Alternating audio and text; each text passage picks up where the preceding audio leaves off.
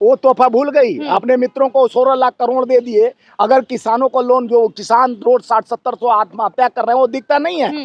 या तो आप लोग जनता को गुमराह कर रहे हैं, या तो आप सरकार के दलाल बने हुए हैं। स्वामी जी, संसद का सत्र स्टार्ट हो गया है और जिस वक्त सारे लोकसभा सदस्य राष्ट्रगान पर खड़े हुए थे, वही तस्वीरें कुछ इस तरीके से वायरल हो रही कि ओम बिरला वहां पर चहलकदमी कर रहे हैं। देखिए, देश के लोकतंत्र का सबसे बड़ा मंदिर संसद भवन है, जहां देश के लोकतंत्र को बहाल किया जाता है, संविधान की बात करना और संविधान के रूपरेखा रेखा को आगे बढ़ाने के लिए। और राष्ट्रगान जो देश के हृदय का एक पवित्र ध्वनि है, जो शुरू होते ही कोई भी राष्ट्रभक्त है वहीं स्टैचू बन जाता है, वहीं खड़ा हो जाता है।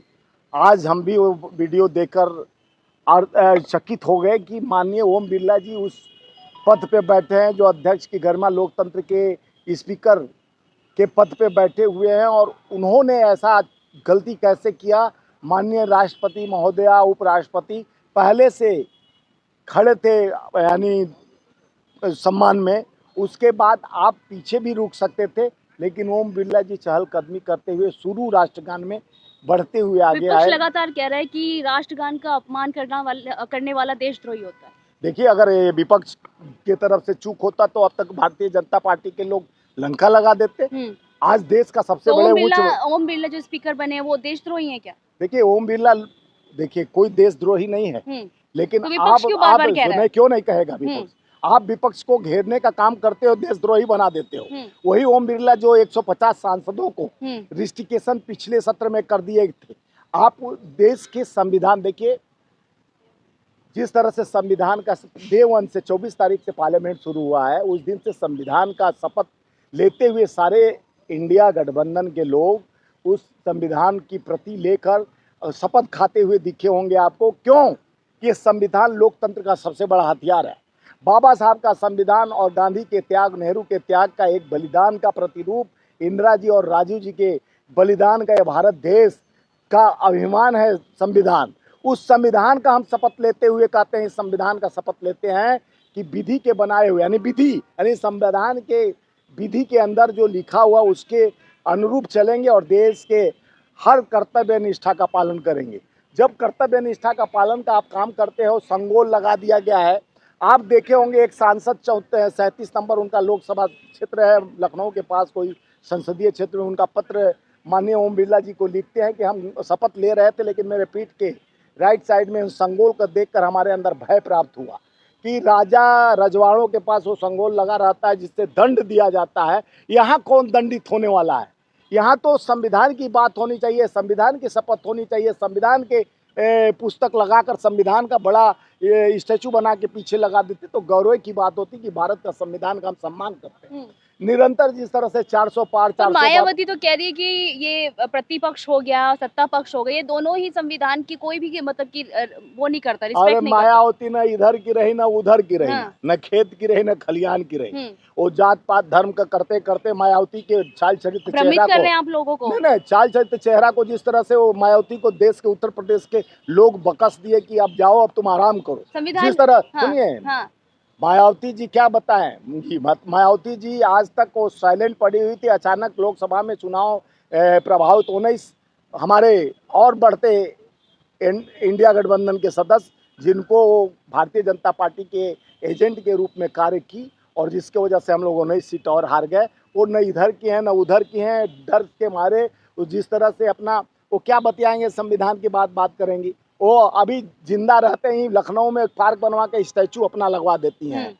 और जिस तरह से अब उन पे मत जाइए, ज़्यादा चर्चा बढ़ते जाएगा। हम जो पॉइंट से बात, ओम बिरला जी लोकसभा के दूसरे चरण में लोकसभा स्पीकर के पद पर, आज राष्ट्रपति का अभिभाषण था, उन पे चर्चा होनी। ने कहीं ना कहीं राष्ट्रगान का अपमान कर दिया। देखिए, आपको नहीं लग रहा है आप ब्लाइंड है कि देश ब्लाइंड है? लोग, देश के 140 करोड़ जनता ने देखा है, पूरे चैनल पे देखा है, लोकसभा के चैनल पर, राज्यसभा के चैनल पर, और सारे नेशनल चैनलों पर देख रहा है कि माननीय लोकसभा स्पीकर ने यह गलती। तो हो सकता है शायद उन्हें पता ना चला हो। क्यों नहीं? कान बहरे थे तो बहरे हैं तो कैसे 140 करोड़ जनता का आवाज सुनेंगे? कैसे संविधान की बात करेंगे? कैसे लॉ एंड जस्टिस की बात करेंगे जब वो बहरे हैं? आप बोल रही हैं कि वो सुने नहीं होंगे, वहीं पर बज रहा है, हम सुन रहे हैं, पूरा दुनिया सुन रहा है, उनको सुनाई नहीं दिया। ये बात पचने वाली नहीं है। पर लगातार प्रतिपक्ष कभी सेंगोल पे सवाल उठा रहा है, कभी राष्ट्रपति के अभिभाषण पे सवाल उठा रहा है। संसद चलने देंगे या नहीं चलने देंगे देखिए, आप लोग? संसद हम लोग चलने का ही प्रतिक्रिया में लेके आ रहे हैं। जो 2 करोड़ नौकरी 15 लाख खाते कहने वाला, आज सुनिए, माननीय राष्ट्रपति महोदया का लोकसभा में अभिभाषण था। उन्होंने जिस भाषण को शुरू किया, उनके अंदर यह लगा कि भारतीय जनता पार्टी का कोई कार्यकर्ता अनुमोदन कर रहा है, सरकार का पक्ष रख रहा है और देश के लोकतांत्रिक संविधान को बचाने के लिए जो किसान 770 शहादत दिए, जो किसानों की हत्या हुई, जो किसानों के साथ बौछार पानियों का चलाया गया, बॉर्डर पर जिस तरह सीमा सील कर दिया गया। पहला तोहफा भी मोदी जी ने, प्रधानमंत्री ने किसानों को ही दिया है। तोहफा क्या दिया? वो तोहफा भूल गई। अपने मित्रों को 16 लाख करोड़ दे दिए। अगर किसानों को लोन, जो किसान रोज 60-70 आत्महत्या कर रहे हैं, वो दिखता नहीं है। या तो आप लोग जनता को गुमराह कर रहे हैं या तो आप सरकार के दलाल बने हुए हैं। आपको ये नहीं दिखता है कि सत्ता में बैठे मोदी जी उन किसानों के 770 किसानों के शहादत पर कोई चर्चा नहीं करते हैं। 3 काले कानून लाया गया और एमएसपी लागू करने की बात कही गई। दुगनी आई 2022 में दे रहे थे। एमएसपी बढ़ा तो रहे हैं ना? कहाँ बढ़ा रहे हैं? रबी पे भी एमएसपी बढ़ाई है। भैया सुनो, आपको ज्ञान नहीं है तो उनके वादों को सुनिए। नहीं, उनके वादे सुनिए, उनके वादे को सुनते रहिए भाई। जवाब देता हूँ। छत्तीसगढ़ में 2580 रुपया क्विंटल हम धान खरीद रहे थे, मेरी सरकार थी। हम 3700 रुपया बोले कि दूसरे बार खरीदेंगे, हमारी सत्ता आएगी तो। हम 158 करोड़ हम लोन माफ कर दिए थे किसानों को अपने छत्तीसगढ़ में। बिजली हाफ कर दिए थे। एमएसपी पर हम से ज्यादा हम धान खरीदी कर रहे थे। तो ये लोग 3750 रुपया में धान खरीदने की बात का क्या है? तो आज वो एमएसपी कितना लागू किए हैं? 2300 रुपया।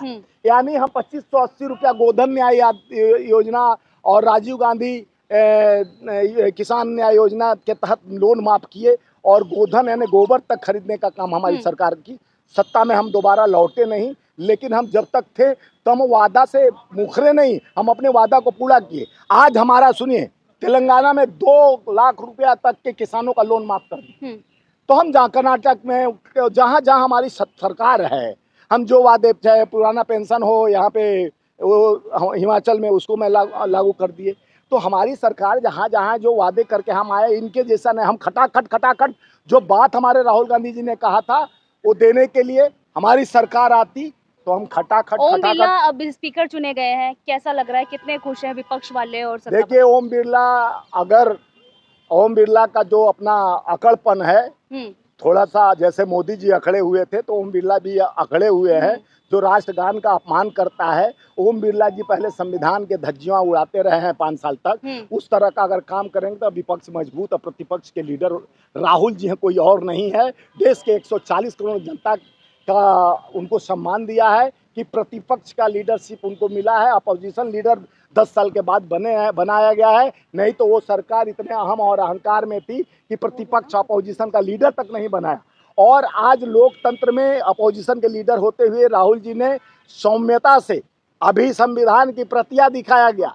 संविधान को अगर बचाने के लिए हमको अपना यानी जान भी देना पड़ेगा तो वो कम है, क्योंकि संविधान हमारे देश के लिए सर्वोपरि है। हमारा देश का आन बान और संविधान, यही मेरा पहचान है, आइडियोलॉजी है हमारा कॉन्स्टिट्यूशन। और उस आइडियोलॉजी से छेड़छाड़ करने वाली आरक्षण और जिस तरह से देश के लोकतांत्रिक संविधान को छेड़छाड़ करने वाली सरकार अब इस तरह का काम करेगा जैसे रिस्ट्रिक्शन करते रहे हैं ओम बिरला जी।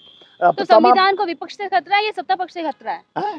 संविधान को विपक्ष नहीं, देश को खतरा है भाई। विपक्ष को क्यों खतरा होता है? देश के जो हम कर रहे हैं जनगणना कराने के लिए, हम लोगों को जितना हिस्सेदारी की बात करके आए हैं, हम लोगों को जो युवाओं को नौकरी की बात, 2 करोड़ कही है सरकार नौकरी प्रति वर्ष देने के लिए। आज 38 साल की सरकार है ना, भूल जाइए ना 10 साल वाली सरकार। क्यों नहीं भूलेंगे? उन्हीं की सरकार ना है। पहले कहते थे मोदी सरकार, अब कह रहे हैं एनडीए सरकार।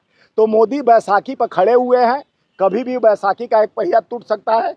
और जिस तरह से लोकतंत्र में संविधान, आज मैं जिस बात को कहना चाह रहा हूँ, बीच में आप उस बात को ब्रेक कर रही हैं। क्या आप मोदी जी का खास सलाहकार है? आप अभिभाषण पे मैं शुरू करना चाहता था कि माननीय राष्ट्रपति महोदया जिस तरह से देश के सर्वोपरि पद पर बैठकर एक पार्टी का मुखपत्र पढ़ रही थी, ये लग रहा था किसी पार्टी के लीडर, चाहे प्रधानमंत्री का इस तरह से एक पार्टी का देश के हित के लिए महिलाओं के साथ हो रहा है बलात्कार, महिलाओं के साथ हो रहा है अन्याय, महिला राष्ट्रपति होते हुए वो आदिवासियों के साथ हो रहा है अन्याय, SC ST के साथ हो रहा है अन्याय, OBC के साथ हो रहा है अन्याय, उसके पक्ष में तो नहीं बोली। और देश के उस व्यवस्था में बैठ बोल रही है राष्ट्रपति कि देश मिलियन ट्रिलियन 5वें स्थान पे पहुंच गया। देश के 38 साल 250 रुपया केजी रहर दाल हो गया, 200 रुपया सरसों दाल और 800-850 रुपया का सिलेंडर हो गया, 100 रुपया पेट्रोल डीजल। वो नहीं दिखता है राष्ट्रपति को। राष्ट्रपति को आईना दिखता है खाली देश के विपक्ष।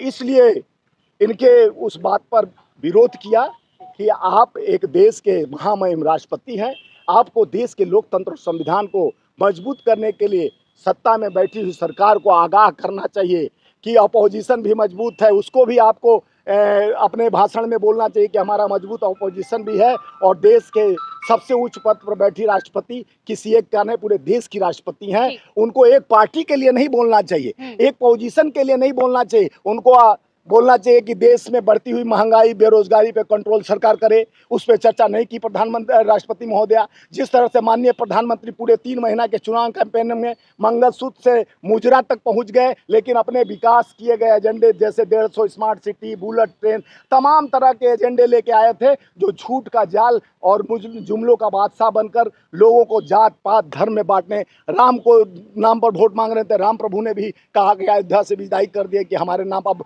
राम को भूलकर अब जय जगन्नाथ करने राहुल लगे। गांधी विपक्ष की आवाज उठाएंगे, जनता की आवाज उठाएंगे? आपको लग नहीं रहा है? राहुल गांधी जब जमीन से सड़क से आवाज उठा रहे हैं तो संसद में पहुंचे हैं और संसद में प्रतिपक्ष लीडर ऑफ ऑपोजिशन बने, उनके जैसा नेता को जो न्याय की लड़ाई लड़ा। और एक मिनट, ये हमारे नवनियुक्त हरियाणा प्रदेश के अध्यक्ष, भारतीय राष्ट्रीय मजदूर कांग्रेस इंटक के प्रदेश अध्यक्ष बनाए गए KP राणा साहब, ये भी 2 बात कहना चाहते हैं देश के लोकतांत्रिक संविधानों को मजबूत करने के लिए। आप इनसे भी चर्चा करिए। कैसे देख रहे हैं पूरी लोकसभा के संसद के सत्र को, कैसे देख रहे हैं? देखिए, अभी तो संसद सत्र शुरू हुआ है और हम विपक्ष के नाते मतलब जो एक मजबूत विपक्ष बना इस बार आ पाए हैं। तो जैसा कि हमारे राहुल गांधी जी नेता हैं, वो जनता के मुद्दों को उठाएंगे, उठाते ही रहे हैं। पर अब की बार मोदी सरकार अपनी मनमानी नहीं कर पाएगी। हमारा कांग्रेस पार्टी का, इंडिया गठबंधन का पूरा जोर रहेगा भी उनकी जो विनाशकारी नीति है उनको कैसे रोका जाए।